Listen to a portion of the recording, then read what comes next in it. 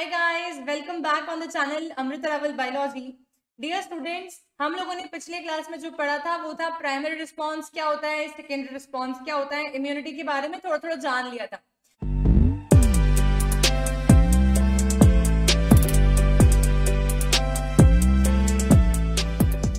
अब आज हम लोग क्या करने वाले हैं, सिंस हम लोग पढ़ रहे हैं एक्वायर्ड इम्यूनिटी को डिटेल में। एक्वायर्ड इम्यूनिटी जैसे कि हम सब जानते हैं, it is acquired in the life time of any individual due to some or the other infection caused by the pathogen.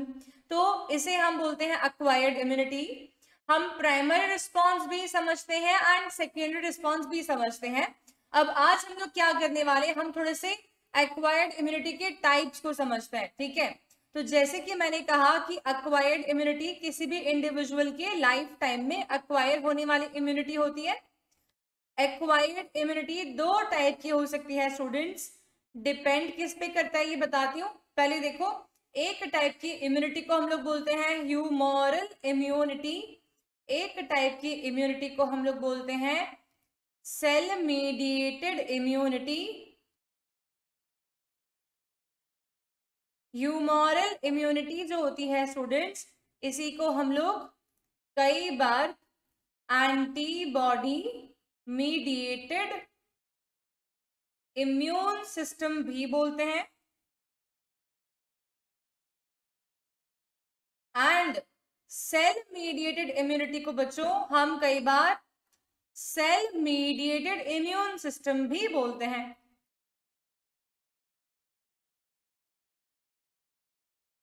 इनके शॉर्ट फॉर्म्स इस्तेमाल होते हैं कई बार, इसे बोलते हैं AMIS, इसे बोलते हैं CMIS।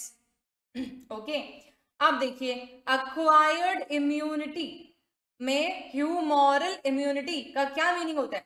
ह्यूमर का मतलब होता है ब्लड, ठीक है।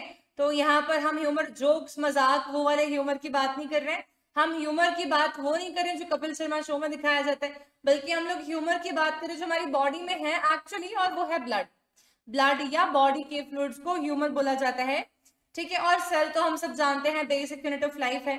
अच्छा, अब तुमको समझाती हूँ कि ह्यूमरल इम्यूनिटी कैसे, क्या एक्टिवेशन कब चालू होती है, राइट।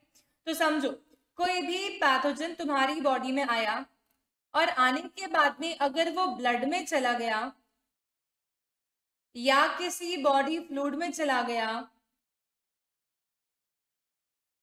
और उसके ऊपर हमारे इम्यून सिस्टम ने धावा बोल दिया, अटैक कर दिया, इस प्रकार से जो इम्यूनिटी हमने गेन की उसको हम एंटीबॉडी द्वारा मीडिएटेड इम्यून सिस्टम बोलते हैं। बिकॉज जब कोई भी पैथोजन ब्लड या बॉडी फ्लूइड में होता है तो WBCs उसके अगेंस्ट, स्पेशली बी लिम्फोसाइट नाम के WBCs उस पैथोजन के अगेंस्ट ढेर सारी मात्रा में एंटीबॉडीज बनाते हैं। ये एंटीबॉडीज इस पैथोजन को न्यूट्रलाइज करने की कोशिश करती है, किल करने की कोशिश करती है, और इस प्रकार से जो हमने इम्यूनिटी गेन की होती है उसको हम बोलते हैं AMIS, ठीक है। एंटीबॉडी के द्वारा मीडिएट किया हुआ इम्यून सिस्टम था ये। अच्छा, अगर कोई भी पैथोजन तुम्हारा ब्लड के अंदर या बॉडी फ्लूइड के अंदर नहीं बल्कि किसी सेल के अंदर जाके इन्वेड कर ले, उस सेल के ऊपर अटैक कर दे इन सम सेल, तो तुम्हारे ब्लड में प्रेजेंट WBCs को इतनी इजी अप्रोच नहीं प्राप्त होगी इस पैथोजन के प्रति, क्योंकि ये पैथोजन तो जाके सेल में छुप के बैठा हुआ है। अब सेल में छुप के बैठा हुआ है कुछ, तो हम उसके प्रति एंटीबॉडीज कैसे बना के ढेर सारी मात्रा में भेजें, राइट।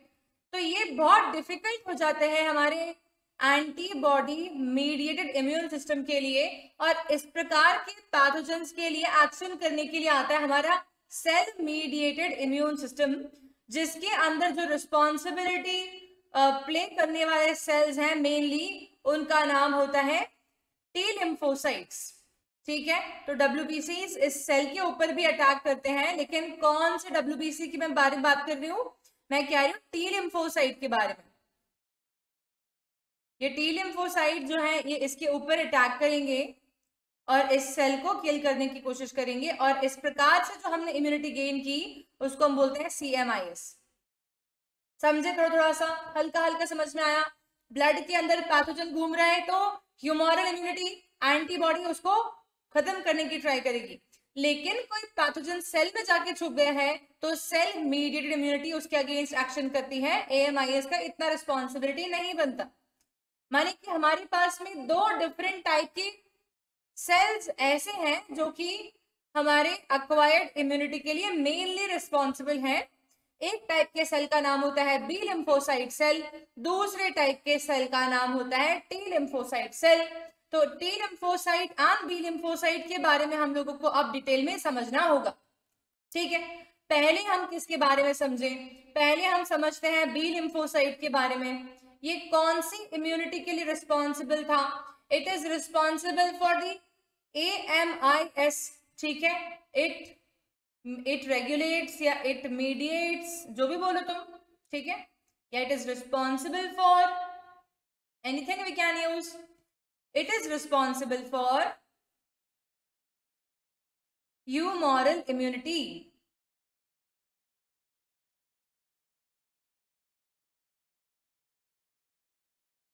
ठीक है? अच्छा, आप देखते हैं ये बी लिम्फोसाइट्स करते क्या है, तो इसको थोड़ा समझाती हूं मैं आपको। मान लीजिए कि ये जो सेल है आपके पास में, ये है बी लिम्फोसाइट, ठीक है? हम बड़ा सा न्यूक्लियस बनाएंगे बिकॉज हमें पता होना चाहिए कि लिम्फोसाइट सेल्स के पास बहुत बड़ा न्यूक्लियस होता है। तो मान लो कि एक बी लिम्फोसाइट है, ठीक है, और इससे किसी पैथोजन के ऊपर अटैक करना है, तो ये किसी सेल की हेल्प लेता है। उस सेल का नाम होता है टी लिम्फोसाइट का टाइप होता है वो एक cell, with the help of T helper cells. T helper cells ऐसे गाइड होते हैं बच्चों जो कि बी लिम्फोसाइट के भी साथी हैं और टी लिम्फोसाइट के भी साथी हैं, ये दोनों को गाइड करते हैं, ठीक है? तो with the help of TH cells, जिनको हम बोलते हैं टी हेल्पर सेल्स, ये जाके और पैथोजन के ऊपर अटैक करते हैं, ठीक है? एक सेकेंड रुको, थोड़ा ठीक से लिखने दो। ओके, तो पैथोजन के ऊपर अटैक करते हैं। अच्छा, जब इनके सामने कोई पैथोजन आ जाता है तो ये दो पॉसिबिलिटीज होंगी। बी लिम्फोसाइट जो होते हैं उसका एक तरीका ये होता है कि वो बन जाता है, क्या बन जाता है? Plasma cell.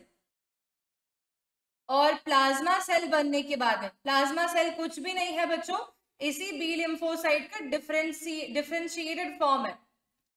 शेप बदल लिया इसने और फंक्शन बदल लिया इसने, बाकी ये है बी लिम्फोसाइट ही। बी लिम्फोसाइट डिफरेंशिएट होके प्लाज्मा सेल बनाता है, और प्लाज्मा सेल क्या करता है? Produces antibodies against the pathogen, ठीक है? प्लाज्मा सेल्स क्या करेंगे? Produces antibody against the pathogen, ठीक है? इसके अलावा और क्या होगा? बी लिम्फोसाइट का डिफरेंशिएशन एक और तरीके से होगा बच्चों। वो डिफरेंशिएशन क्या होगा? It will be differentiated to form some cells called as memory cells. ये मेमोरी सेल्स क्या करने वाले हैं बच्चों? It will be storing the event of encounter, एक प्रकार से एनकाउंटर हुआ है पैथोजन का, ठीक है, एज मेमोरी। अच्छा, तो मेमोरी बी सेल्स और प्लाज्मा बी सेल्स दोनों के दोनों बी लिम्फोसाइट के डिफरेंशिएटेड फॉर्म है। मेमोरी बी सेल्स और प्लाज्मा बी सेल्स दोनों के दोनों जो हैं ये कुछ कुछ काम करते हैं। प्लाज्मा बी सेल्स एंटीबॉडीज बनाएगा पैथोजन के अगेंस्ट स्पेसिफिकली, और मेमोरी बी सेल्स फोटोग्राफर है एक तरीके से, ये उस इवेंट का पिक्चर ले रहे हैं, उस इवेंट को पिक्चराइज कर रहे हैं, उसकी मेमोरी को स्टोर कर रहे हैं, ताकि अगली बार कभी गलती से आया तो हम क्या शो कर सके? हम सेकेंडरी रिस्पॉन्स, हम एन एमनेस्टिक रिस्पॉन्स शो कर सके, ठीक है? So this is about the B lymphocyte cells. Next जो हम लोग पढ़ने वाले हैं वो होगा टी लिम्फोसाइट सेल्स, लेकिन उसके पहले क्योंकि हमने यहाँ पर एक टर्मिनोलॉजी देखा, जस्ट टर्मिनोलॉजी को हमने बोला एंटीबॉडी, ये क्या होती है इसके बारे में थोड़ा जान लेते हैं, ठीक है? तो अब आपको थोड़े थोड़े से शब्द सामने आएंगे नए नए। एक तो आपके पास में वर्ड आएगा एंटीजन। एंटीजन ये क्या होता है?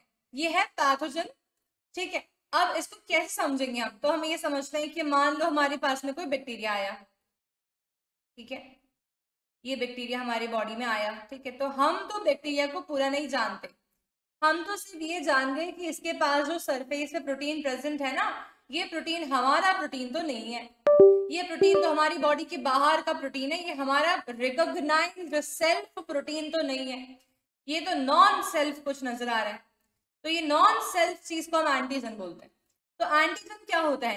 Actually antigens are some of the proteins और carbohydrates which are found on the surfaces of the pathogens, bacteria के सरफेस पे, वायरल सरफेसेस पे और प्रोटोजोअल सरफेसेस पे, इन सरफेसेस के ऊपर प्रेजेंट कुछ प्रोटीन्स होते हैं, कुछ कार्बोहाइड्रेट्स होते हैं, जिनको हम लोग एंटीजन बोलते हैं। इन नॉन सेल्फ एंटीजन्स के रिस्पॉन्स में हमारे बी लिम्फोसाइट सेल्स बनाते हैं क्या चीज? एंटीबॉडीज। तो एंटीजन को हम बोल सकते हैं कि इसी के कारण एंटीबॉडी बन रहा है, क्योंकि हमने इसको नॉन सेल्फ आइडेंटिफाई करा, इसीलिए एंटीबॉडी बन रहा है। तो एंटीजन को क्या बोलेंगे? The proteins. Okay, I am erasing all the content. I will write all the things on a blank slide for all of you. 1 second, please.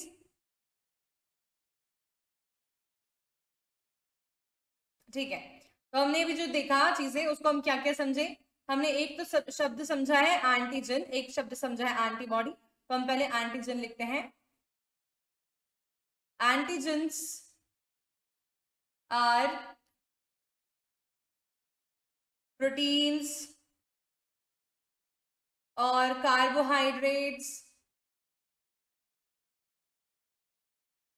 which are recognized as non-self. ओहो, proteins and carbohydrates कहां पर? ये तो लिखा नहीं। Proteins and carbohydrates found on the surface of bacteria, virus और pathogens, ठीक है। तो carbohydrates found on the surface of pathogen,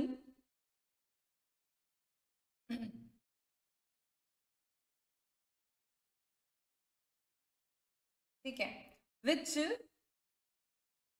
is या आर, एक से ज्यादा भी हो सकते हैं, recognized as non-self by the immune system of body, ठीक है। अगेंस्ट द पैथोजेंस एंटीबॉडीज बनती हैं, इसमें भी स्पेसिफिकली अगेंस्ट द एंटीजेंस बनती है एंटीबॉडीज। ये क्या होती है? These are immunoglobulin molecules. ये कुछ प्रोटीन्स होते हैं बच्चों, ग्लाइकोप्रोटीन्स होते हैं। Immunoglobulin produced by B lymphocyte cells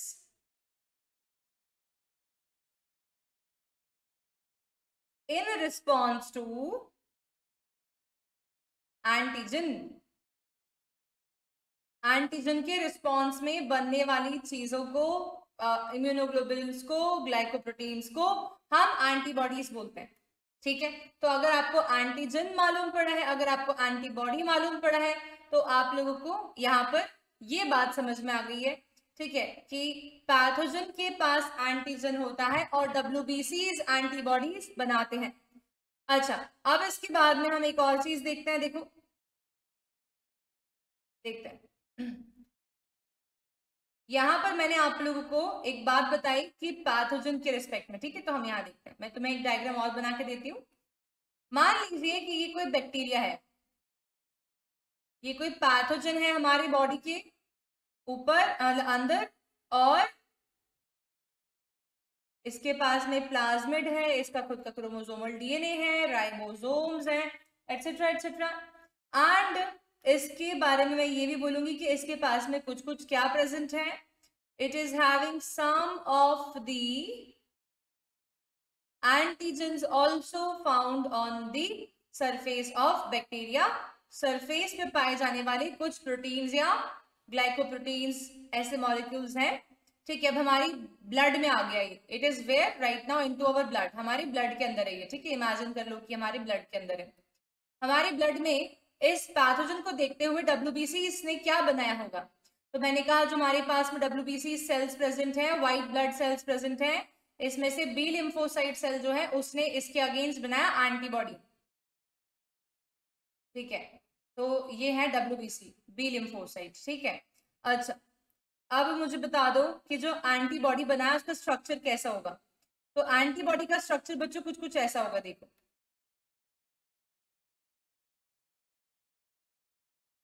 one second मैं तुम लोगों को दूसरे कलर में करके देती हूँ,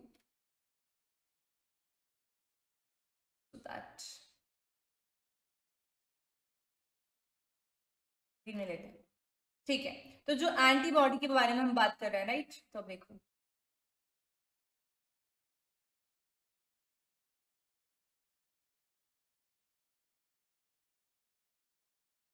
एक सेकेंड,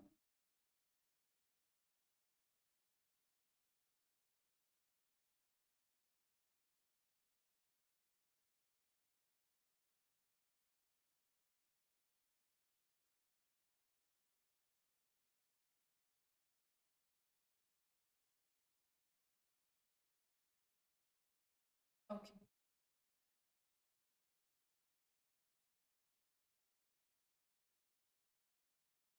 ये ऐसे एंटीबॉडीज होते हैं बच्चों, ठीक है। अब जो ये एंटीबॉडी तुमको मैंने बना के बताया, यहाँ पर चिपका के बताया, हम क्या देख पा रहे हैं कि जो ये एंटीबॉडी है यहाँ पर हमारे सामने, दिस ग्रीन स्ट्रक्चर, इसने एक्चुअली इस एंटीजन के अंदर एक फिट क्रिएट कर लिया है, इसके साथ में अटैच हो गया है, ठीक है। तो अभी ये स्ट्रक्चर तुमने इन्वर्टेड टाइप का देखा, तुम्हारे सामने जब एंटीबॉडी का स्ट्रक्चर बना के दूंगी मैं या बना हुआ आएगा तो it will be somewhat like this, ठीक है। तो हम क्या ये देख पा रहे हैं कि इसके सी हिस्से ने एक्चुअली एंटीजन के साथ में बाइंड किया है, ठीक है, यहाँ पर एंटीजन फंसा है, तो क्या मैं बोलूं ये वाला जो हिस्सा है ये एंटीजन बाइंडिंग फ्रेगमेंट हो गया एंटीबॉडी का, एंटीजन बाइंडिंग फ्रेगमेंट हो गया ये एंटीबॉडी का, ठीक है, ऑन एंटीबॉडी है ना, यहाँ पर एंटीजन बाइंडिंग साइट प्रेजेंट है इधर कहीं पर, इसी के कारण से यहाँ पर ये बाइंड हो पा रहा है, राइट। तो ये स्ट्रक्चर होता है हमारे एंटीबॉडी का। देखो तो एंटीबॉडी जो आपको दिख रही है बच्चों, ये स्ट्रक्चर बेसिकली आप ध्यान से देखेंगे आपको मालूम पड़ेगा, इधर एन से सी तक रन कर रहा है, इधर एन से सी तक रन कर रहा है। ये क्या चीज है बेसिकली, ये एन से सी रन करने वाला हमारा और कुछ नहीं बल्कि प्रोटीन है, ठीक है।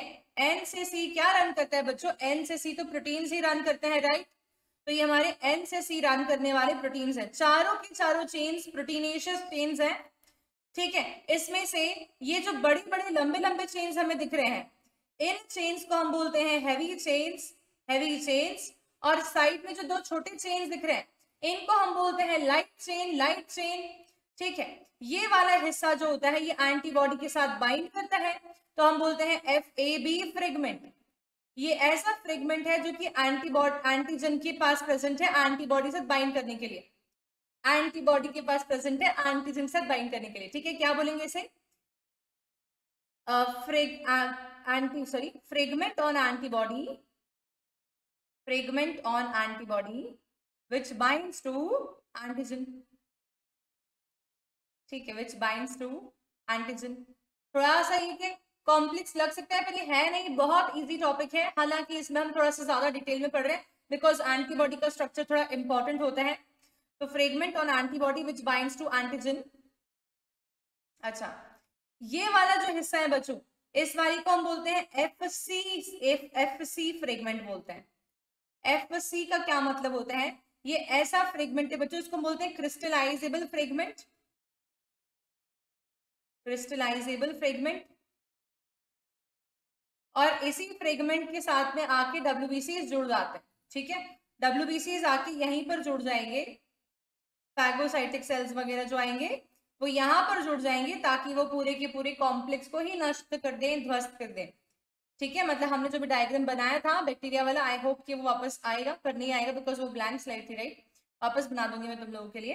तो वो ऐसा कुछ दिखता है, देखो मैं फिर से बना रही हूँ छोटा सा डायग्राम, एक बहुत छोटू सा बना रही हूँ, FC को समझाने के लिए, मान लो कि ये बैक्टीरिया था, हमारे कुछ WBCs ने इसके अगेंस्ट, इस पे प्रेजेंट कुछ प्रोटीन्स के अगेंस्ट क्या बना दिया, एंटीबॉडीज बना दिया। अब मैं तुमको सीधा डायग्राम बना के दिखा रही हूँ, देखो।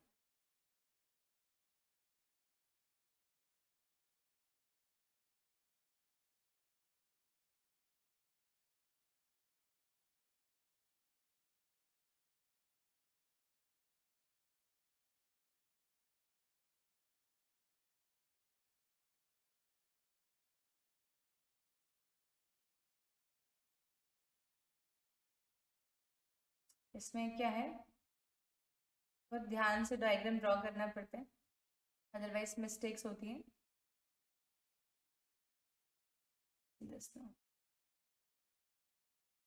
अब सही बना,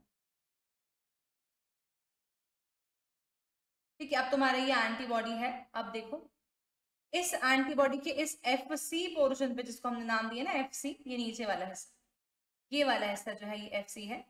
इस FC पोर्शन के ऊपर आके WBC जुड़ेगा, जैसे कि मैंने कहा। तो WBC कौन सा WBC, मैक्रोफेज, फैगोसाइटिक सेल, ऐसा कुछ ये आएगा यहाँ पर। और अब क्या करने वाला है पता है, ये पूरे के आसपास में स्यूडोपोडिया निकालेगा ऐसे करके, साइटोप्लाज्मिक प्रोजेक्शंस, और पूरे को एनगल्फ कर जाएगा, फाइनली खत्म, खा जाएगा इसे। ठीक है, तो इस प्रकार से WBCs, बहुत सारे WBCs बैक्टीरियाज को मारने के लिए हेल्प करेंगे, ना कि सिर्फ बी लिम्फोसाइट बल्कि मैक्रोफेजेस भी आएंगे इसके पास तक। ठीक है, so this is how they work. इसमें FC फ्रेगमेंट बाइंड करता है किस साथ में, और दूसरे WBCs के साथ में, जैसे कि मैक्रोफेजेस हो गए, फैगोसाइटिक सेल्स।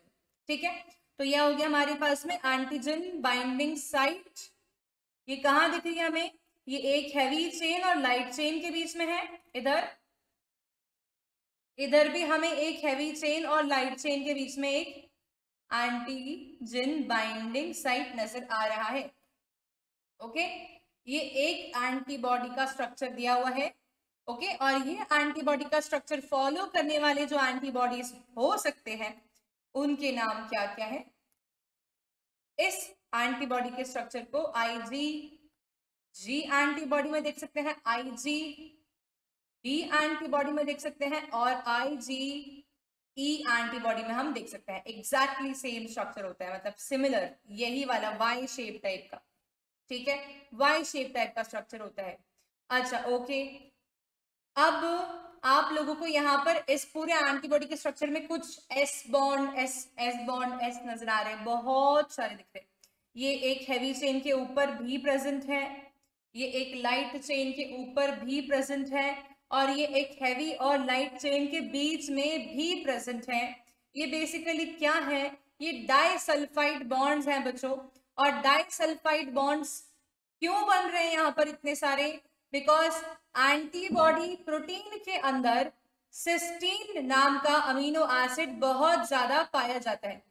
ठीक है, तो सिस्टीन नाम की amino acid sulphur rich amino acids होते हैं, और डाइसल्फाइड बॉन्ड्स सिस्टीन और सिस्टीन के बीच में ही क्रिएट होते हैं। ठीक है, तो इसीलिए हमें बहुत सारे S बॉन्ड S नजर आ रहे होंगे इस पूरे एंटीबॉडी के स्ट्रक्चर के ऊपर। तो पूरे एंटीबॉडी के स्ट्रक्चर को समझ के आप लोगों के माइंड में क्या क्या चीजें समझ में आई हैं, इसको एक बार क्विकली हम शॉर्ट में लिख लेते हैं। पहली बात तो ये कि एंटीबॉडीज को हम इम्यूनोग्लोबुलिन्स भी बोलते हैं। Antibodies are also called as, known as immunoglobulin. ठीक है, एंटीबॉडीज के स्ट्रक्चर में क्या होता है, it consists of 2 heavy chain and 2 light chain in the general structure, 2 heavy chain and 2 light chain। इसके कारण से एंटीबॉडी के स्ट्रक्चर को कई बार H2L2 भी बोला जाता है। ठीक है, each chain have disulfide bridges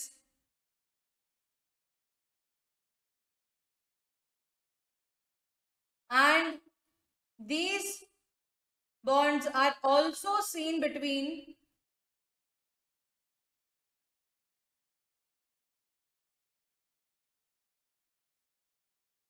heavy and light chains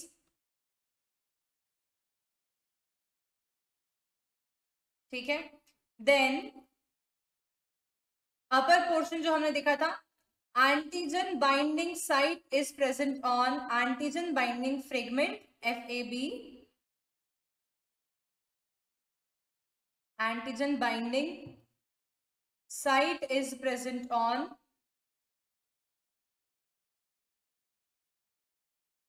FAB, ठीक है, while FC is crystallizable and other WBCs bind to it.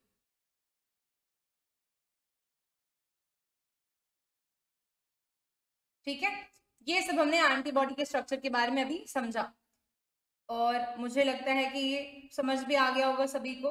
अच्छा, अब मैं आपको थोड़ा सा एंटीबॉडी का स्ट्रक्चर क्योंकि हो गया है, मैं आप लोगों को बी लिम्फोसाइट्स एंटीबॉडीज बता चुकी हूँ। ठीक है, हम नेक्स्ट अब पढ़ने वाले humoral response, cell response diagrammatically. छोटा सा एक टॉपिक है, इसको समझ लीजिए प्लीज। देखो, फॉरेन बॉडी मतलब कि पैथोजन बॉडी में आया, मैक्रोफेजेस ने इसको देखा, एनगल्फ किया और बताया कि देखो ऐसा कोई ऑर्गेनिज्म तुम्हारी बॉडी में घूमता हो मिले तो मुझे बताना। ठीक है, ये पुलिस वाले ना बोल रहे हैं कि चोर एक नहीं बहुत सारे आए हुए हमारी बॉडी में, तुम देखना ऐसा कोई प्रोटीन तुम्हें दिखे तो मुझे बताना।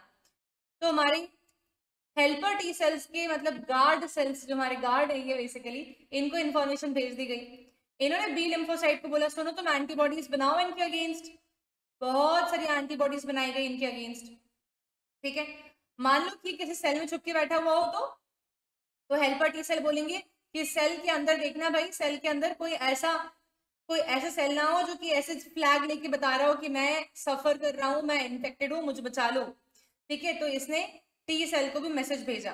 तो देखो हमारी इम्यून रिस्पॉन्सेस दोनों तरीके से एक्शन करते हैं कि ब्लड में तो नहीं पैथोजन घूम रहे कहीं, या तो पैथोजन सेल के अंदर छुपी तो नहीं बैठा हुआ है, और उन दोनों को हेल्प करने के लिए बी एंड टी लिम्फोसाइट्स हमारे पास में प्रेजेंट होते हैं।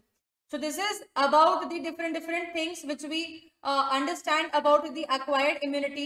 B lymphocytes हमारे सामने बहुत easily clear हो चुके हैं।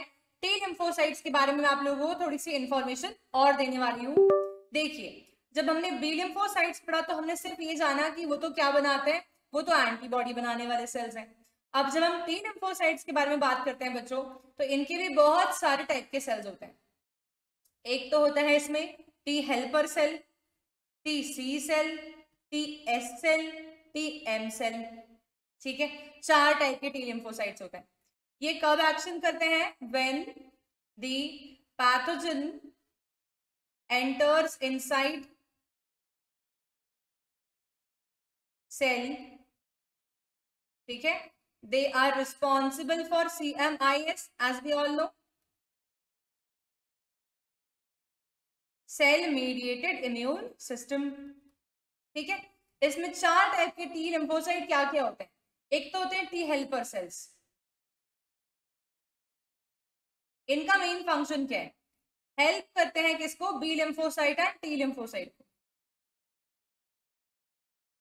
ताकि वो अपना अपना फंक्शन एफिशिएंटली परफॉर्म कर सके। TC सेल क्या होता है? इसका नाम होता है बच्चों साइटोटॉक्सिक टी सेल। ये क्या करता है? मान लो कि किसी सेल के अंदर पैथोजन छुप के बैठा हुआ था, मैंने कहा ये वाला सेल था, इसमें वायरस आके बैठा हुआ। ठीक है, तो अब ये TC सेल क्या करेगा? या ये सेल को बचा ले या ये बाकी सारे सेल्स को बचा ले, इसको मार दे।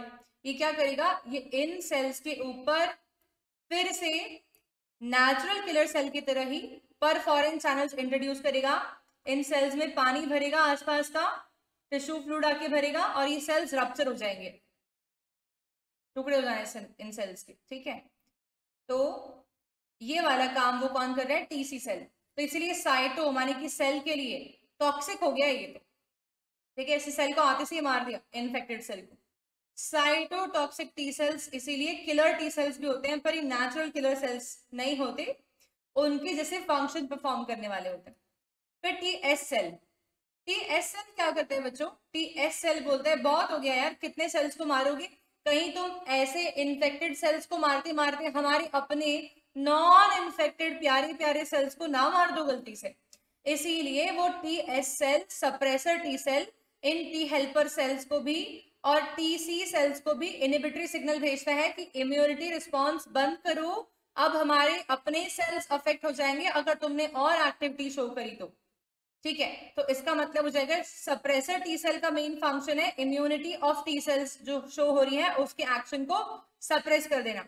ठीक है, इनहिबिट कर देना, इनको बोलते हैं सप्रेसर टी सेल्स। ठीक है, क्या करते हैं, inhibits TH and TC cell. ठीक है, और भाई ये सब इवेंट रिकॉर्ड करने के लिए क्या कोई फोटोग्राफर नहीं चाहिए आपको? बिल्कुल चाहिए होगा, और हमें वो फोटोग्राफर कौन मिलेगा? TM सेल, जिसको हम बोलेंगे मेमोरी टी सेल।